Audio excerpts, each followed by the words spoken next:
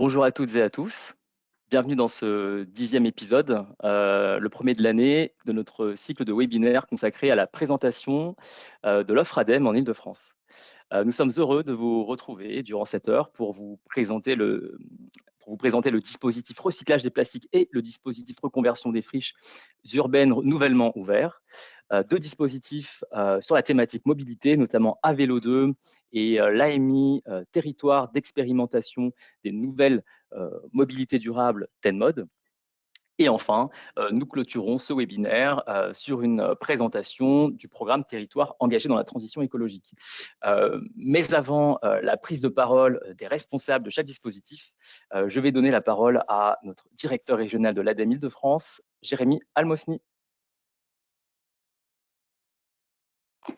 Oui, bonjour à toutes et à tous et ravi également de vous retrouver pour ce premier webinaire de l'année 2022 après un cycle important sur toute l'année 2021 où on a été à votre rencontre pour vous présenter l'ensemble de nos dispositifs essentiellement portés sur le sujet France Relance. Nous avons fait le choix pour 2022 de poursuivre ces temps d'échange où on va essayer dorénavant d'élargir les thématiques pour adresser les actions habituelles, classiques de l'ADEME bien inscrites sur le territoire francilien et puis plus globalement nos démarches intégrées. Donc ravi effectivement de vous retrouver sur 2022 après une année 2021 exceptionnelle. Juste vous rappeler quelques éléments marquants de cette année qui a accueilli France Relance. Donc France Relance a vraiment joué le rôle de catalyseur de nos dispositifs classique au sein de l'ADEME. C'est plus de 640 projets aidés, 142 millions d'euros d'aides versées, avec plus de 50 millions d'euros sur les sujets de transition énergétique, presque tout autant sur les sujets de ville et territoire durable, et puis près de 25 millions d'euros sur les thématiques d'économie circulaire et déchets. Donc finalement, France Relance nous a permis à la fois de renforcer l'action de l'ADEME au sein de l'Île-de-France, mais aussi renforcer le collectif francilien en mobilisant avec nous le partenaire région, des associations, des fédérations, des acteurs, des institutionnels pour pouvoir démultiplier et massifier l'action de l'ADEME en Île-de-France en faveur de la transition écologique. Et puis, France Relance nous a aussi permis de tisser de nouveaux liens avec le monde de l'entreprise qu'on va essayer dorénavant de maintenir dans une dynamique avec les dispositifs qui vont nous être proposés pour l'année 2022. Alors, effectivement, on a là aujourd'hui l'occasion d'évoquer les à côté, d'une certaine manière, de France Relance. On aura, comme vous l'a dit Sandy, l'occasion de parler du troisième relevé du fonds Friche, qui est bien dans la continuité de ce qui a été présenté et proposé dans le cadre de France Relance 2021, mais aussi dès à présent évoquer les contours de France 2030 qui prend la suite d'une certaine manière du plan de relance pour mettre l'accent sur des secteurs stratégiques favorables à la transition écologique, le volet de la décarbonation de l'industrie, l'enjeu de la mobilité électrique, mobilité hydrogène, décarbonation de l'industrie par l'hydrogène, ou encore tout ce qui va concerner le sujet de la filière plastique sur l'ensemble de sa chaîne de valeur. Et aujourd'hui, nous aurons l'occasion de rentrer plus en détail sur la question du recyclage et de la régénération des plastiques chimiques et enzymatiques. Alors, juste sans rentrer dans le détail et pour faire écho à ce qui vous sera présenté tout à l'heure, nous allons avoir aujourd'hui aussi l'occasion de prendre le temps d'évoquer des dispositifs autour de la ville durable avec des sujets plus spécifiquement tournés sur la mobilité, un sujet qui est extrêmement important en Ile-de-France. Pour l'anecdote, la mobilité en territoire peu dense, c'est trop peu de lauréats. Les années précédentes, sur notre belle région. Et donc, on espère qu'avec cette présentation, on aura à la fois l'occasion de générer de l'appétit chez vous et puis, pourquoi pas, identifier des nouveaux lauréats, nouveaux candidats sur le territoire francilien. Et enfin, cette démarche intégrée, donc territoire engagé pour la transition écologique, est véritablement là aussi une poursuite de l'action de l'ADEME aux côtés des collectivités territoriales pour accompagner ces territoires dans leur politique énergie-climat, économie circulaire, à la fois à dessiner leur ambition, mais aussi disposer de moyens d'outils pour évaluer et chiffrer l'impact qu'ils ont eu sur leur politique énergie-climat, économie circulaire. Donc, vous avez finalement au menu un patchwork de dispositifs extrêmement intéressants qui dresse bien l'étendue de l'action de l'ADEME Île-de-France dans tous ces dispositifs habituels, transition énergétique, économie circulaire et ville et territoires durables. Sans plus attendre, je laisse la parole aux responsables d'appel à projet et je vous souhaite un très bon webinaire. Merci Jérémy pour cette introduction. Je vais tout de suite passer la parole à Claire Payet qui va nous présenter le dispositif d'aide au recyclage des plastiques. Mais avant de lui donner la parole, je veux juste souligner que vous pouvez, pendant ce webinaire, poser vos questions qui seront abordées pendant la session questions-réponses à la fin. Donc, n'hésitez surtout pas à nous transmettre toutes vos questions en cliquant sur l'onglet dédié, justement. Claire, je te donne la parole. Je la prends. Bonjour à tous. Je vais vous présenter l'appel à projet national, un des premiers appels à projet du dispositif France Relance et qui porte sur le recyclage des plastiques. Jérémy, donc voilà, vous parlez de France 2030, qui est un plan d'investissement qui prend le relais de France Relance, qui donne priorité aux acteurs émergents et aux projets innovants et ambitieux qui se positionnent sur des marchés en forte croissance. C'est le cas du recyclage des plastiques. Et l'appel à projet national recyclage des plastiques vise à accompagner les investissements nécessaires à l'industrialisation de nouvelles capacités de recyclage des plastiques. Cet appel à projet présente 2 volets, dont un qui est le volet recyclage chimique et enzymatique. Là, je vais revenir un peu plus en détail après, qui est ouvert depuis le 14 janvier 2022. Il y a un second volet qui sera ouvert seulement à partir du second semestre 2022, qui porte sur le recyclage mécanique des plastiques et la réincorporation des matières premières issues de ce recyclage. Donc aujourd'hui, on a un actuel dispositif hors plast. Donc c'est effectivement, ça prendra la suite de cet appel à projet une fois qu'il sera fermé. Une condition pour cet appel à projet recyclage des plastiques, c'est le coût total des projets qui doit atteindre un minimum de 2 millions d'euros. Et un calendrier qui est proposé. Donc cet appel à projet court jusqu'au 30 juin 2023 et vous avez ici les différentes dates de relève des dossiers qui sont présentés avec la première clôture qui est fixée au 1er avril 2022. On va passer à la slide suivante. Un peu plus dans le détail, les opérations éligibles sur ce volet qui est actuellement ouvert peuvent porter sur des opérations d'investissement à l'étape de préparation de la matière qui permettent d'améliorer la qualité des gisements de déchets en entrée d'unité de recyclage. Peut porter également sur l'investissement à l'étape de recyclage permettant l'obtention de MPR, de matières premières issues de recyclage, prêtes à servir à la fabrication d'un nouveau produit ou matériau. Ça peut être couvrir différentes étapes en fonction de la technologie qui sera mise en œuvre. Ce qui est important à noter, c'est que les projets de recyclage chimique et enzymatique doivent recycler les déchets qui sont difficilement recyclables par voie mécanique. De manière exceptionnelle, et là, le porteur de projet devra démontrer dans un document détaillé que le bilan environnemental est significativement meilleur si ça porte sur des déchets qui peuvent être recyclés ou recyclables par voie mécanique. Voilà, donc il y aura des conditions à remplir dans ce cas de figure-là.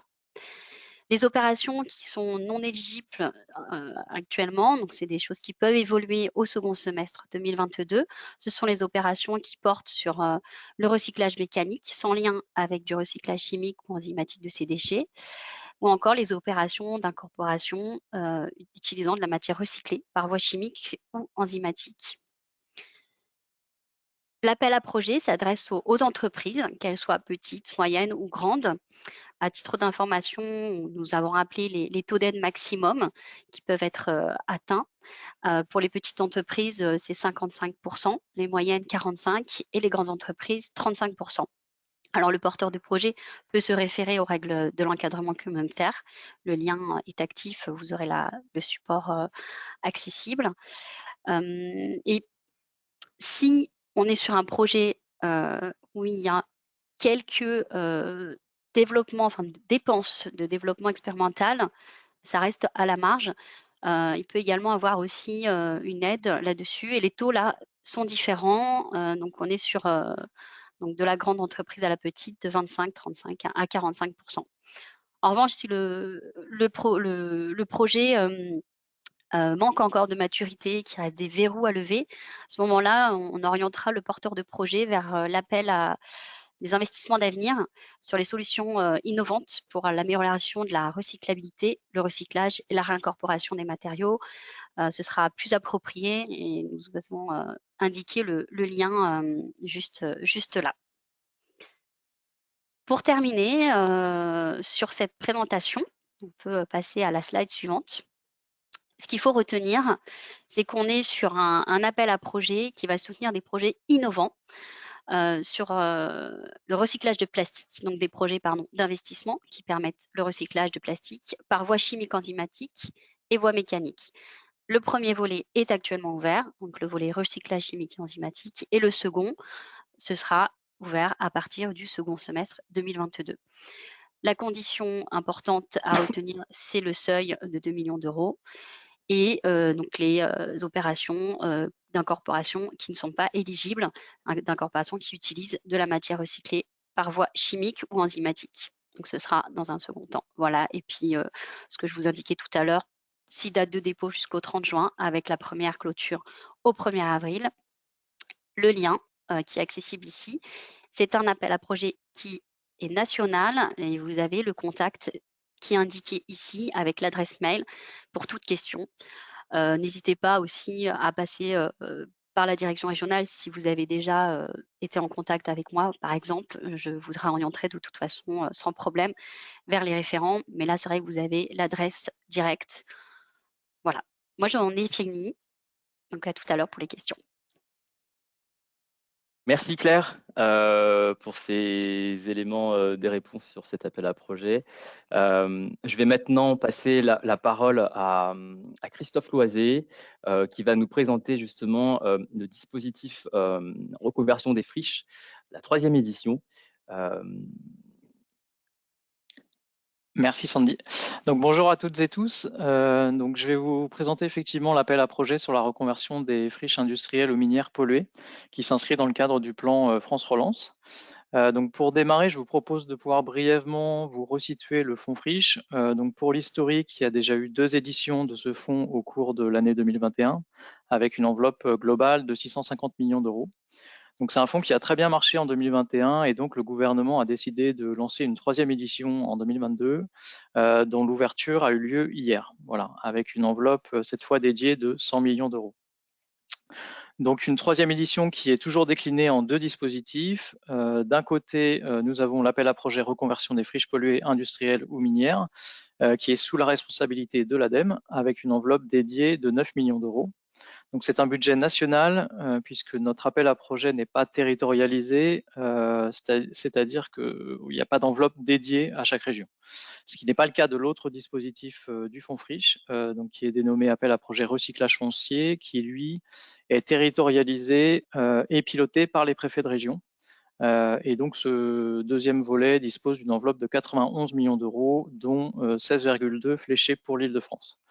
Donc retenez que ces périmètres d'appel à projet ne sont pas forcément les mêmes. Je vous présenterai à la fin en fait de mon intervention un document de synthèse qui permet d'y voir plus clair, mais retenez qu'ils peuvent être complémentaires et que s'il s'agit de friches polluées, c'est le dispositif ADEME qui est à solliciter en premier lieu. Voilà. Donc pour ces 2 appels à projet, on est sur une seule et même plateforme de dépôt de candidature. En revanche, on vous invite à passer par notre plateforme Agir pour la transition au lien qui vous est indiqué dans cette slide pour disposer vraiment de tous les éléments de candidature et les modèles à remplir. Voilà. Sur ce lien-là, vous serez renvoyé ensuite pour déposer votre dossier de candidature sous démarche simplifiée. Donc le calendrier de cette 3e édition, donc une ouverture, je vous l'ai dit hier, le 15 février, une date limite de candidature au 29 avril à minuit. Donc pour l'appel à projet ADEME, pour l'appel à projet de l'État piloté par le préfet de région, donc ce sera une clôture au 6 mai. Et puis une annonce des lauréats vers mi-juillet 2022 par le ministère de la Transition écologique sur les 2 volets. Après ces rappels donc sur le fonds friche, on va pouvoir rentrer dans le cœur du dispositif ADEME.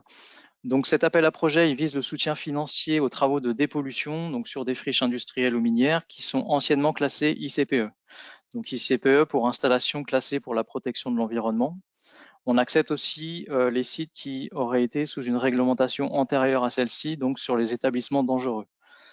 Donc ça signifie concrètement que pour candidater, vous allez devoir être en mesure de présenter dans votre dossier un arrêté préfectoral de l'activité passée ou un autre document qui permet de démontrer ce statut. Autre point à respecter pour l'éligibilité, il faut pouvoir également prouver que cet ancien site ICPE a satisfait à toutes ses obligations réglementaires de remise en état. Donc à la fois la cessation d'activité, mais également le quitus de l'administration qui prouve la remise en état du site pour un usage comparable à la période passée. Donc souvent une remise en état pour un usage industriel. Ou à défaut de cela, il faut pouvoir démontrer que le responsable est défaillant au regard du Code de l'environnement à l'article qu'on vous a mentionné ici, donc l'article L556-3. Donc ça, c'est deux volets très importants pour les conditions d'éligibilité. Donc ces travaux de dépollution, ils peuvent concerner à la fois les sols, les gaz du sol ou les eaux souterraines. Donc ça dépend vraiment des problématiques de chaque site et ça dépend des cas particuliers. En revanche, ils doivent obligatoirement concerner des pollutions concentrées ou être rendus nécessaires pour assurer une compatibilité sanitaire du site avec le futur usage. Donc ça, c'est un point également important sur la définition de la dépollution au sens de l'ADEME. Donc c'est bien sur des pollutions concentrées ou pour maîtriser des risques sanitaires. Donc pour cela, il faut pouvoir disposer d'études préalables qui soient conformes à la méthodologie nationale des sites et sols pollués. Donc c'est-à-dire à minima disposer d'un plan de gestion qui soit finalisé pour pouvoir candidater. Donc des plans de gestion qui seraient en cours ne seront pas acceptés sur cette édition puisque c'était le cas en seconde. Mais voilà, la règle a changé pour cette édition 2022 et donc c'est bien des plans de gestion finalisés que l'on attend. À ces travaux de dépollution peuvent s'ajouter d'autres travaux, notamment des travaux préparatoires comme des travaux de déconstruction ou de désamiantage qui sont parfois nécessaires au préalable des opérations de dépollution des sols et des eaux souterraines. A contrario, on vous a mentionné aussi quelques périmètres d'exclusion. Je ne vais pas forcément vous les détailler ici. Sachez que vous pourrez également les retrouver plus en détail sur le cahier des charges complet qui sera sous Agir. Voilà, je ne vais pas m'éterniser pour rester synthétique. À qui s'adresse cet appel à projet de l'ADEME? Donc, il s'adresse à tout type de porteurs, avec néanmoins des ordres de priorité qui vous sont mentionnés ici.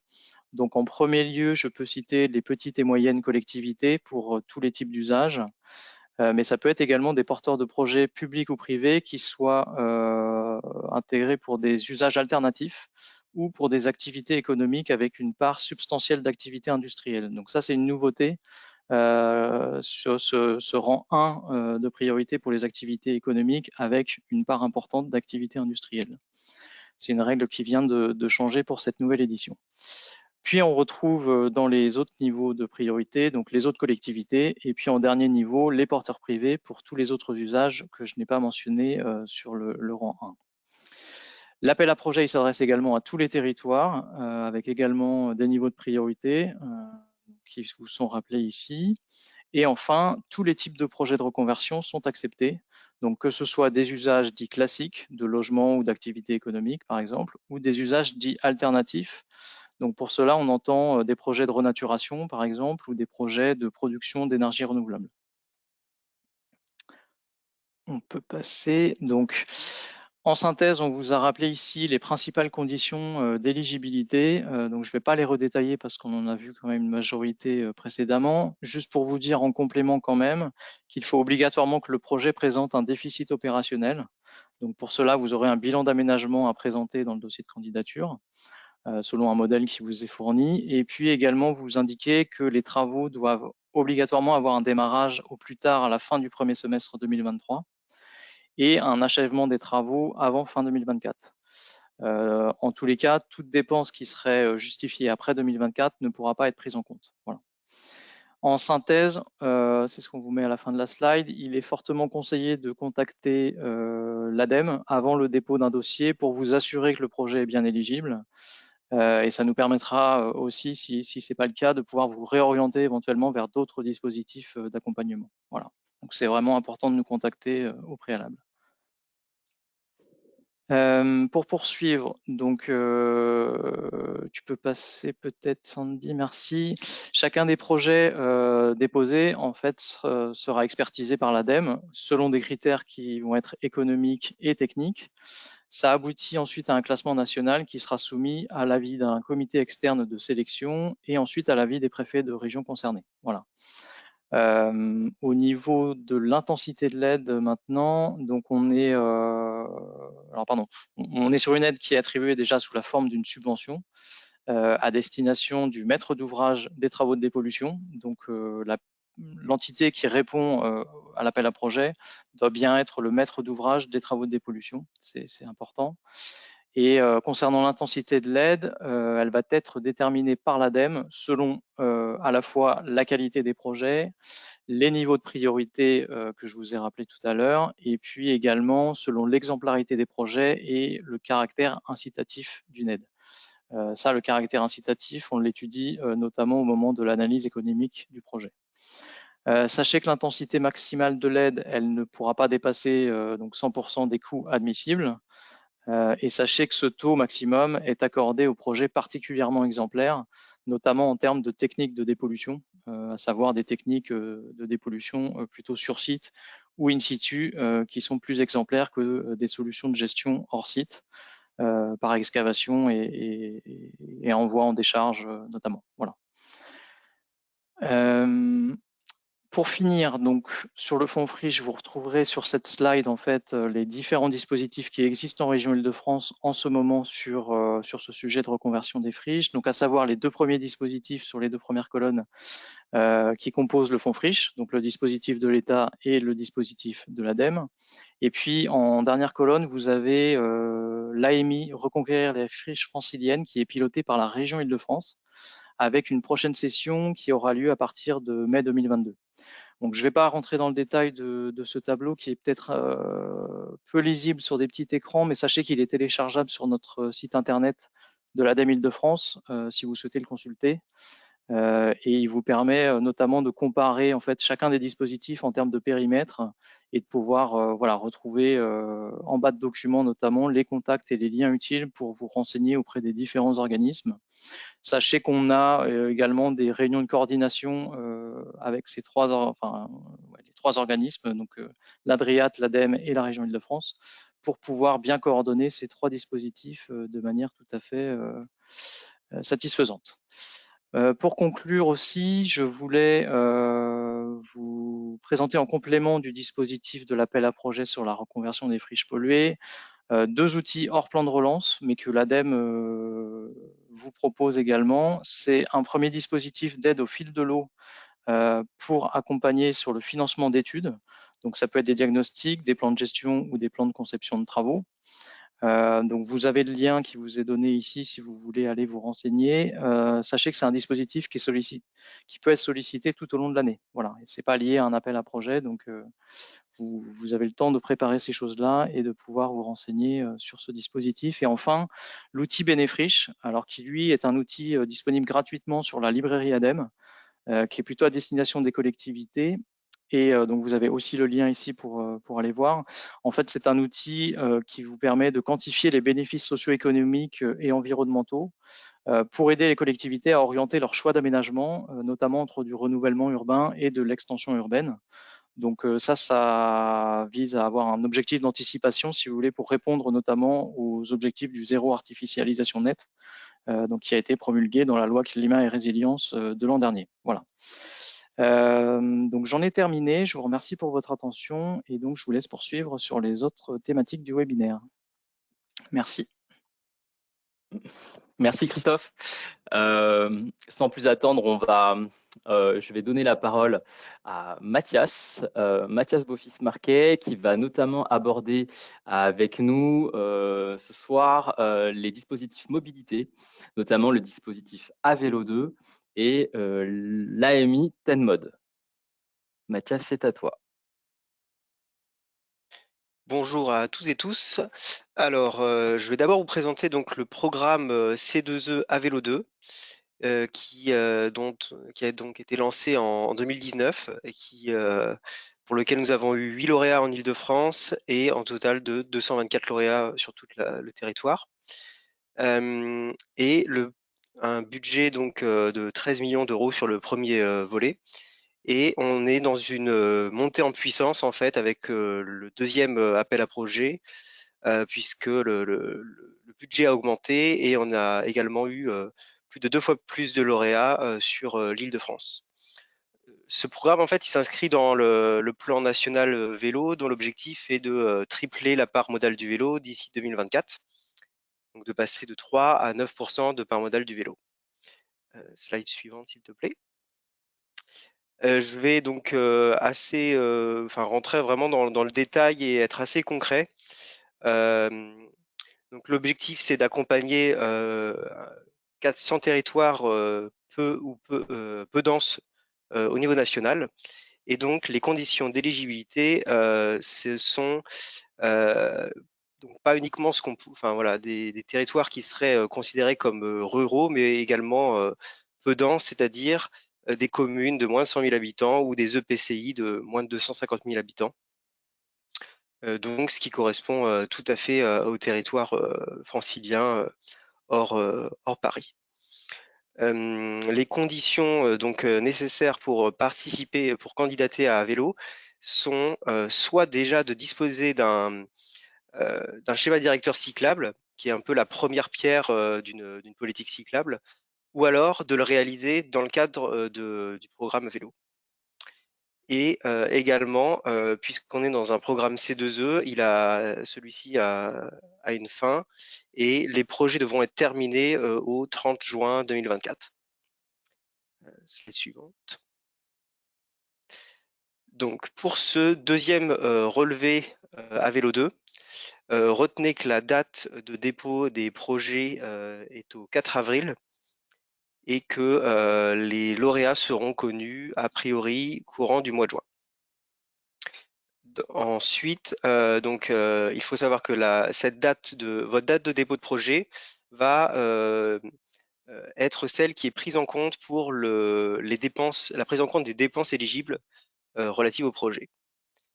Et que donc toutes les dépenses réalisées à partir de votre dépôt de projet et jusqu'au 30 juin 2024 pourront être prises en compte. Et voilà, merci. Le projet doit s'inscrire dans l'un des 3 axes suivants, qui sont un premier axe qui concerne les études, dont le schéma cyclable dont je parlais juste avant, mais également des études un peu plus précises, telles que des diagnostics mobilité ou des études pré-opérationnelles. Donc ça veut dire qu'on est sur des tronçons particuliers qui nécessitent un peu de regarder à la loupe avant d'effectuer les travaux. Mais retenez qu'on est toujours sur un cas de financement d'études et non d'infrastructure. Le second axe concerne donc les services vélos, plus particulièrement donc tout ce qui est la mise en place de stations de réparation à des endroits spécifiques sur le territoire, des arceaux vélos, mais pas des dispositifs de type garage à vélo sécurisé, des compteurs pour mieux connaître la fréquentation sur les pistes cyclables, des services de livraison, de la location longue durée pour les particuliers, mais pas de la location de vélos en libre service. L'axe numéro 3 concerne donc tout ce qui est l'animation d'une politique cyclable. Ça passe par de la communication, la sensibilisation auprès des écoles, des adultes, des ateliers de remise en selle, les fêtes du vélo, mais à vélo par exemple, ou tout ce qui va être lors de la semaine des mobilités.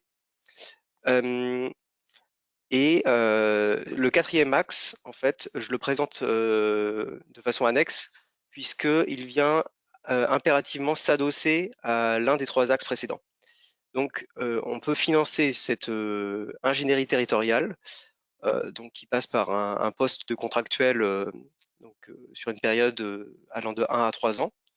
Mais le projet doit, comment dire, cette personne recrutée doit soit participer à l'étude enfin chapeauter l'étude du schéma cyclable, la mise en place des services vélos ou la communication. Slide suivante.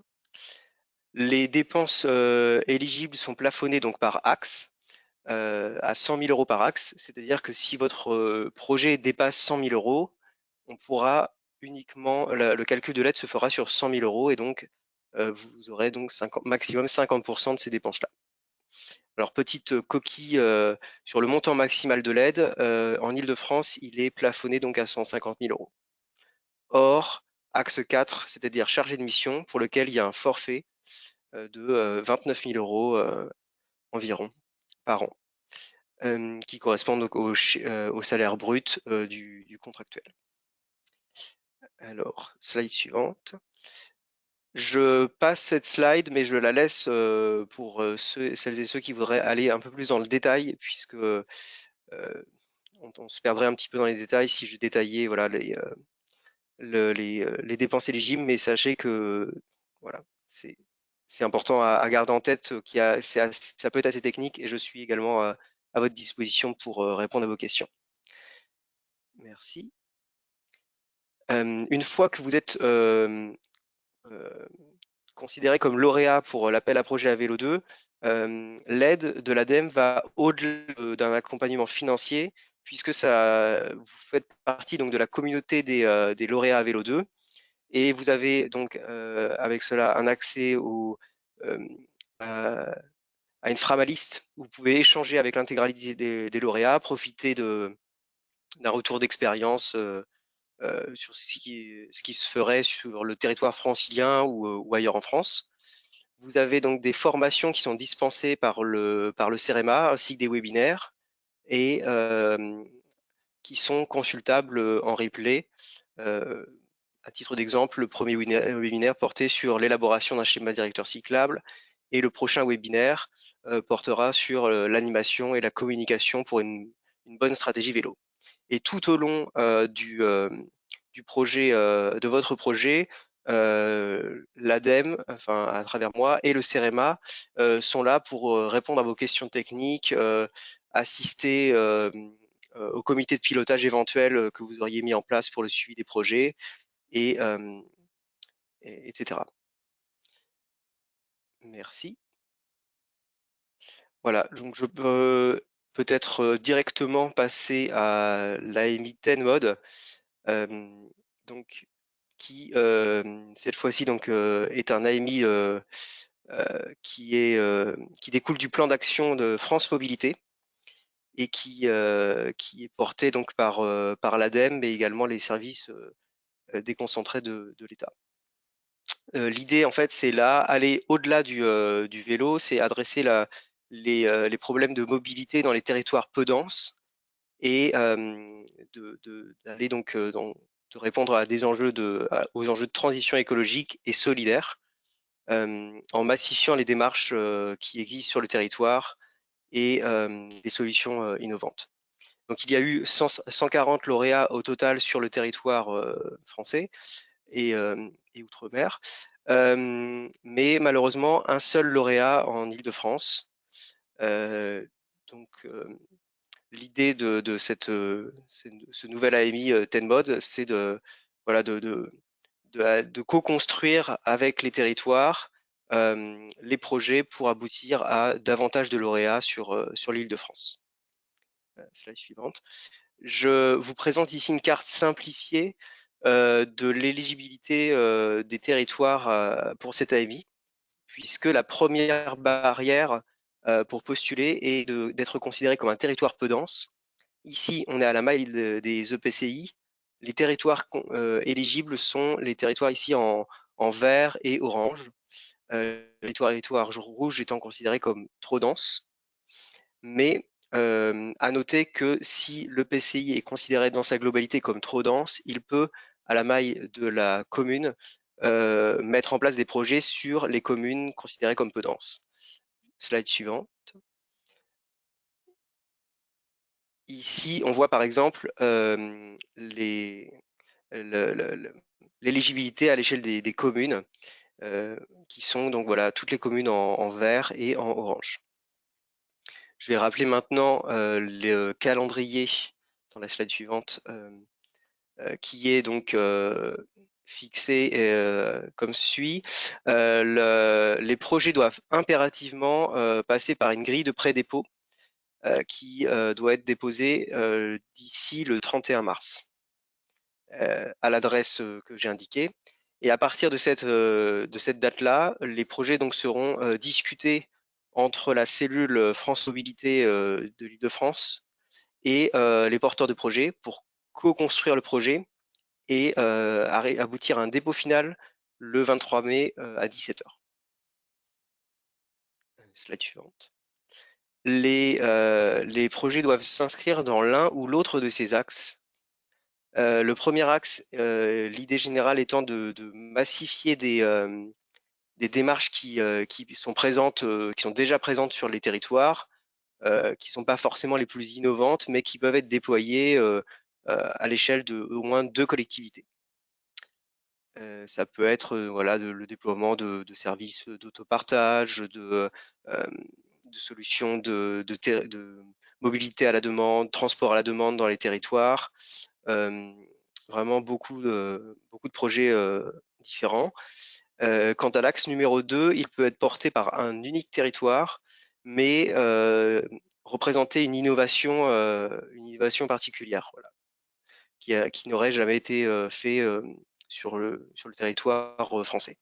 Ça peut être des nouveaux véhicules entrant sur le marché et qui voudraient être expérimentés sur un territoire, mais on peut être sur une innovation organisationnelle qui peut être, voilà, j'ai pris l'exemple de mutualisation de livraison entre des artisans, des professionnels sur les territoires, la mise en place de logiciels pour répondre aux questions de mobilité, réservation en tout genre. Mais on est toujours sur une innovation sur le territoire. Le financement est plafonné donc à 100 000 € d'aide maximum, avec une prise en compte à 50% des coûts éligibles. Voilà. Et les porteurs de projets, donc voilà, on est autant sur Avelo, on est uniquement sur les collectivités. Autant ici, TENMOD s'adresse à la fois aux collectivités, que ce soit les communes, les EPCI, mais également les acteurs économiques, privés, mais aussi les associations. J'ajoute une petite précision avant de terminer. On est toujours sur des projets qui doivent être, qui n'ont pas encore débuté, et donc pour lesquels il n'y a pas encore eu de dépenses, et des projets qui doivent être sur une courte période, enfin une période déterminée de maximum 36 mois pour avoir une mise en place du projet et un recul pour connaître l'efficacité ou la portée qu'aura eu le projet. Et je vous laisse les liens pour postuler directement sur la page d'Agir. Merci Mathias. Merci. Pour ces deux présentations. Sans plus attendre, je vais donner la parole à Pauline Le Fur, notre responsable du programme Territoire engagé dans la transition écologique, le programme TET. Bonjour à tous, merci Sandy. Donc, je vais vous présenter ce programme Territoire engagé pour la transition écologique, donc qui est un programme qui regroupe 2 labels, qui a pour but d'engager les collectivités dans la transition écologique. Donc pour ceux qui les connaissaient, on avait anciennement 2 labels, le label Citergie, le label Économie circulaire, qui se sont tous les deux en fait rassemblés pour rejoindre le programme Territoire engagé transition écologique pour voilà, permettre peut-être un peu plus de lisibilité. On peut passer à la slide après. Le programme a une méthode assez transversale qui est adaptée en fait pour tous les territoires. Et le fonctionnement en fait des deux labels, si vous les connaissiez, n'a pas du tout changé. On a toujours bien deux référentiels, deux dispositifs opérationnels et deux commissions de labellisation qui restent distinctes. Donc c'est ce que je vous ai mis dans le bas de la slide. Vous avez le label économie circulaire et le label climat et énergie. Oui, exactement. Donc anciennement, le label climat et énergie était le programme Citergie et qui est en fait une déclinaison française du label European Energy Award.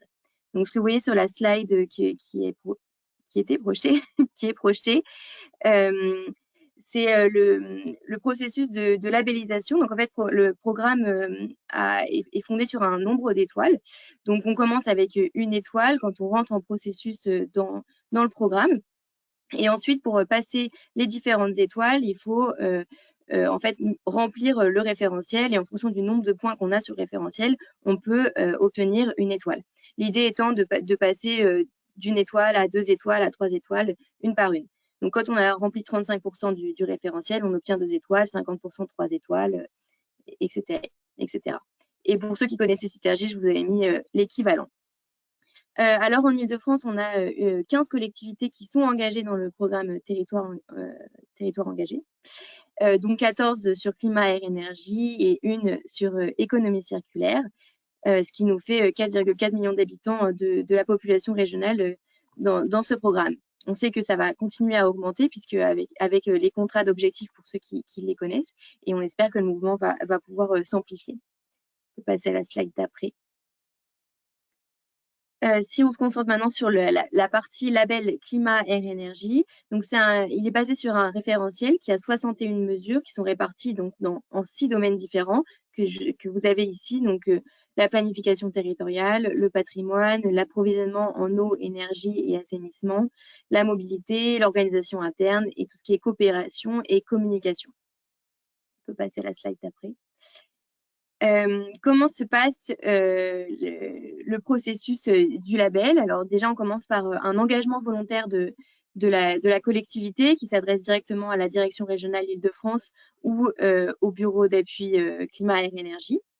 Donc après quelques discussions, quand on voit que la collectivité a vraiment cette envie de s'engager dans la labellisation, on déclenche ce qu'on appelle un pré-diagnostic. Donc pendant une demi-journée, on se met autour de la table avec un conseiller qui sera désigné pour l'occasion, pour vraiment se dire ce que sont les objectifs du label et quel sera le travail du chargé de mission de la collectivité. Suite à ces pré-diagnostics, l'ADEME valide ou pas l'engagement et ce qui déclenche pour la collectivité la prise de délibération sur la question de la labellisation, le recrutement d'un conseiller Citergie et la contractualisation avec l'ADEME. Sachant que le conseiller Citergie coûte en moyenne 31 000 € sur les 4 ans d'engagement dans le programme, l'ADEME peut accompagner de 50 à 70% sur ce montant. Une fois que le conseiller Citergie est engagé et recruté, il va faire donc son état des lieux, ce qui est la première étape de la boucle qui était sur le slide d'avant. Ensuite, on projette un programme de politique sur les questions climat, air, énergie. Ensuite, on a chaque année, en fait, le conseiller revient dans la collectivité pour faire le point avec elle sur son état d'avancement sur le plan d'action. Et quand le conseiller sent que la collectivité est prête à se lancer, il dépose un dossier auprès de l'ADEME. Un auditeur vient faire un audit, dépose un double dossier à la Commission nationale du label qui va octroyer ou pas la nouvelle étoile. Sachant qu'on est sur un processus d'amélioration continue. Donc, au bout de 4 ans, il faut soit être capable de renouveler son niveau d'étoile, soit passer une nouvelle étoile. On peut passer à la slide d'après. En Ile-de-France, on a mis en place des critères pour déterminer quelles collectivités nous pouvons accompagner dans ce label climat, air, énergie, avec cet accompagnement qui va de 50 à 70% du coût du conseiller Citergie. Donc, on accompagne tout ce qui est EPCI seul ou EPT, les villes seules qui ont plus de 50 000 habitants. On accompagne aussi des EPCI avec leurs communes, donc vraiment dans une contractualisation collective et dans une démarche groupée en quelque sorte. Nous suivons aussi les villes dont l'EPCI a signé un contrat d'objectif territorial, les COT, de façon individuelle. Donc voilà pour climat, air, énergie. On peut passer à la slide d'après et au label économie circulaire. Donc lui, c'est un label qui se fonde en fait un peu sur 5 axes qui permettent de passer de la dimension politique à la dimension technique, puis à la question des moyens et du suivi du plan d'action. On peut passer à la slide d'après. Le label est un peu plus souple que le label climat et énergie, parce qu'en fait, dans l'économie circulaire, c'est la collectivité qui remplit elle-même le référentiel en ligne. Donc, vous le trouverez, je vous ai mis là le lien en tapant territoire en transition. Vous avez le référentiel qui est en ligne, donc la collectivité en autodiagnostic répond à chaque ligne du référentiel et peut voir son score augmenter. Pour aider un peu au remplissage de ce référentiel, nous avons une offre de formation avec le réseau A3P. Et nous avons aussi donc un réseau de collectivités engagées, ce qui permet un échange de bonnes pratiques entre les collectivités. Lorsque la collectivité se sent prête, elle demande un audit auprès de l'ADEME qui missionne un expert et donc qui dépose un dossier auprès de la Commission nationale du label qui va après octroyer le label pour 4 ans. Et toujours pareil, on est sur un processus d'amélioration continue, donc il y a 5 paliers, 5 étoiles, et donc la collectivité continue au fur et à mesure d'avancer. Voilà, pour la dernière slide, je vous ai remis mon contact. Je vous ai remis aussi les 2 liens vers les 2 sites internet du programme. Le premier étant le site officiel de présentation du programme et le deuxième étant les référentiels en ligne, donc pour économie circulaire, mais aussi pour climat, air, énergie. Vous avez tous les éléments sur territoire en transition et vous pouvez remplir cette grille.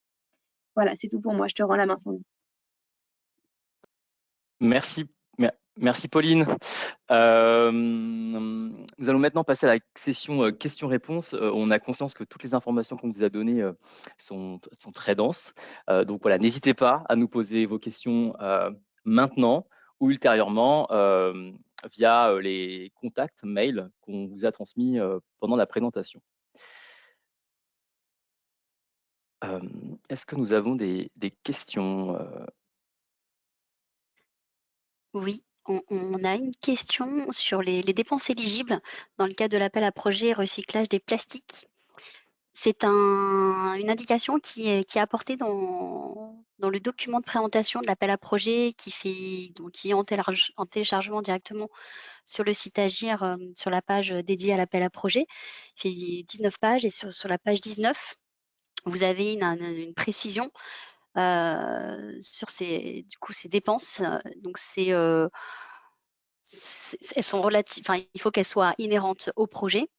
Ensuite, voilà, c'est un principe de dépense. Ensuite, l'ADEME se réserve le droit de retenir ou pas celles qui sont éligibles ou pas dans le cadre de l'instruction et de l'évaluation. Mais pour en citer quelques-unes, donc ça peut être des équipements qu'on appelle process, par exemple pour l'outil productif, les équipements nécessaires à l'outil productif, tels que les utilités, par exemple, le vapeur, air, les équipements périphériques. Donc ça, c'est sur le principe, on peut avoir ces types de dépenses-là. Après, voilà, c'est vraiment dans le cadre de l'instruction, l'ADEME, c'est du cas par cas aussi, selon si la dépense est associée à un autre projet. Voilà, ce sera ensuite précisé dans le cadre de l'instruction. Et là, si vous avez vraiment besoin d'échanger, je vous invite à prendre contact auprès du national avec, en vous adressant directement au mail générique de cet appel à projet, donc, qui était indiqué dans la slide, mais je peux le répéter, c'est tout en minuscule, aap.recyclageplastique@adem.fr et tout au singulier. Voilà. Sur cet appel à projet, je n'ai pas vu d'autres questions. Merci Claire. Très bien. Est-ce qu'il y a d'autres questions? Je ne crois pas. Si on n'en a pas, on va peut-être passer à la suite du projet. programme, avec notamment une présentation du calendrier des dispositifs et enfin un mot de conclusion de notre directeur. Concernant les dispositifs actuellement en cours dans le cadre du plan de relance, on a l'appel à projet Orplast, objectif recyclage plastique, qui est le dispositif qui va financer des projets d'intégration de matières plastiques recyclées par les transformateurs et les plasturgistes qui effectuent la transformation de la matière première en produit. Cet appel à projet se clôture le 1er avril 2022 et votre contact au sein de la direction régionale, c'est Claire Payet, qui est intervenue au tout début du webinaire. Nous avons également le dispositif tremplin pour la transition écologique des PME qui est encore ouvert, qui est ouvert notamment sur 3 thématiques: économie circulaire déchets, éco-conception et acte pas à pas. Romain Aiglé répondra à toutes vos questions. Ensuite, nous avons le dispositif que nous avons présenté, que Christophe a présenté tout à l'heure, le dispositif AAP reconversion des friches, 3e édition, dont la clôture prochaine est prévue au 29 avril.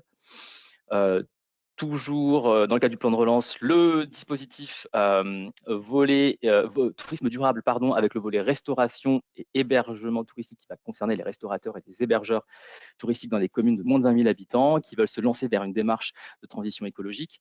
Ce dispositif est au fil de l'eau et c'est Laurent Cairez qui est à votre disposition pour répondre à toutes vos questions.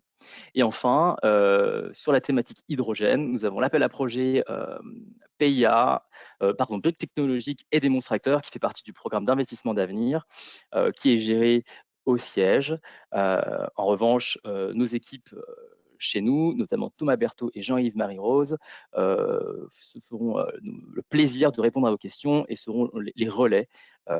Voilà, si vous avez un projet de briques techno et démonstrateurs. Je vais faire la transition sur les dispositifs France 2030 qui arrivent, qui sont annoncés petit à petit au fil de l'eau, avec pas mal avec les premières thématiques qui émergent, notamment une grosse thématique décarbonation de l'industrie, qui avec un premier dispositif, l'appel à projet IBAC PME, qui est un dispositif qui vise à soutenir des projets portés par des PME développant des technologies, des solutions industrielles et des services innovants dans le domaine de la décarbonation de l'industrie. Là, on a une prochaine clôture prévue le 15 avril. Nous avons également un appel à projet demi-bac, alors qui est assez similaire à l'appel à projet IBAC PME, mais avec des petites nuances parce qu'il va concerner des projets de plus grande envergure et qui doit être porté par des qui peut être porté par des entreprises de toute taille.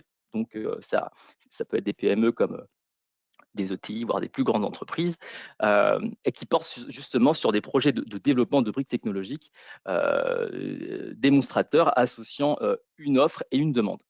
Donc là, pareil, comme l'AP IBAC PME, la clôture est prévue au 15 avril. Nous avons également l'appel à projet ZBAC, étude trajectoire bas carbone des zones industrielles. Alors là, il s'agit d'un dispositif qui a pour objectif de favoriser le développement des zones industrielles bas carbone, en accompagnement les zones industrielles vers la définition de leur programme de décarbonation. Là, nous avons une clôture prévue le 16 mai. Et enfin, toujours dans la thématique décarbonation de l'industrie, l'appel à projet Solimbac. Là, il s'agit d'un dispositif qui vise à soutenir l'industrialisation de solutions de décarbonation innovantes et matures. Il s'agira notamment de projets de création de nouvelles unités de production ou bien des projets d'investissement dans des unités de production existantes pour les rendre plus productives, par exemple. Voilà. Sur la thématique économie circulaire, l'appel à projet recyclage des plastiques que Claire a très bien présenté au début du webinaire, qui se clôture le 1er avril. On vous a mis, Claire l'a rappelé juste avant, l'adresse mail à laquelle vous pouvez adresser toutes vos questions et sûrement aussi vos dossiers. Donc voilà, n'hésitez pas à solliciter ces contacts-là. Et enfin, un dernier appel à projet là qui s'est ouvert récemment, qui porte notamment sur les produits biosourcés et biotechnologie. Alors, pardon, qui s'intitule Produits biosourcés et biotechnologie industrielle. Alors là, il s'agit d'un appel à projet qui repose sur 3 thématiques. L'élargissement des gisements de biomasse, la démonstration de procédés de transformation de la biomasse et enfin la mise en œuvre d'unités industrielles. Très globalement, c'est un appel à projet qui vise à favoriser le développement des technologies industrielles en France et la fabrication de produits biosourcés. Voilà, donc tous ces appels à projets sont sur agir pour la transition.adem.fr. Donc voilà, n'hésitez pas à aller sur le site pour les consulter si vous avez un projet. Et bien entendu, les adresses mail sont disponibles et on se tient bien entendu à votre disposition pour répondre à vos questions. Alors, petite précision, ces appels à projets-là sont gérés par le siège, mais on se porte le relais. Si voilà, vous avez des questions, on pourra en interne, nous, vous rediriger vers les bons experts. Voilà, j'en ai terminé. Merci pour votre attention. Je vais maintenant passer la parole à notre directeur régional pour un mot de conclusion. Merci beaucoup Sandy, et puis merci beaucoup à tous les responsables d'appel à projet pour a priori la clarté du contenu, parce que les questions ont été peu nombreuses, mais on espère avoir été suffisamment clairs, et puis on reste bien sûr à votre disposition. Alors vous avez vu qu'on a des appels à projets qui ont une couverture thématique assez multiple, assez vaste, des modes d'intervention qui se conjuguent, à la fois des aides à l'investissement, des aides à l'étude ou encore des démarches intégrées comme celle présentée par Pauline, avec finalement une couverture assez vaste également des cibles, que ce soit des collectivités, des entreprises, des industriels. Donc devant comme je le disais tout à l'heure, ce patchwork des modes d'intervention, vraiment on vous invite à ne pas hésiter à nous consulter. Nous avons eu quelques évolutions dans l'équipe et sur le site de l'ADEME Île-de-France, donc il-2-france.adem.fr, vous avez un organigramme actualisé qui vous permettra d'adosser pour chacune des thématiques qui peut vous intéresser un point de contact et une adresse mail pour éventuellement poser vos questions. Et comme l'a bien exposé Sandy, vous voyez bien que derrière les quelques minutes qu'on a pu prendre pour vous présenter quelques appels à projets, on a d'autres qui sont en cours et qui vont arriver prochainement, en particulier dans le cadre de France 2030. Et puis, ça me donne l'occasion également de faire la promotion, comme je vous disais en préambule, de cette année 2021 exceptionnelle. Nous avons publié une certaine activité qui reprend les chiffres clés 2021 de l'action de l'ADEME. Ça vous permettra également d'écouter, de lire d'une certaine manière les projets qu'on a voulu mettre à l'honneur comme guise d'exemple concret de ce que peut faire l'ADEME à destination de collectivités, de ce que peut faire l'ADEME à destination d'entreprises sur toutes les verticales thématiques qui sont la transition énergétique, l'économie circulaire, les déchets et puis les sujets de ville durable. Vraiment, on vous invite à la consulter. Elle est aussi disponible sur le site de l'ADEME Île-de-France. Donc, on se donne rendez-vous sur le mois de mars pour notre seconde édition du webinaire Plan de relance France 2030, dispositif ADEME au sens le plus large possible. À très bientôt, en espérant que ce webinaire vous a apporté à la fois intérêt et puis surtout vous donnera envie de candidater à nos nombreux dispositifs. Très bonne journée. Merci, au revoir.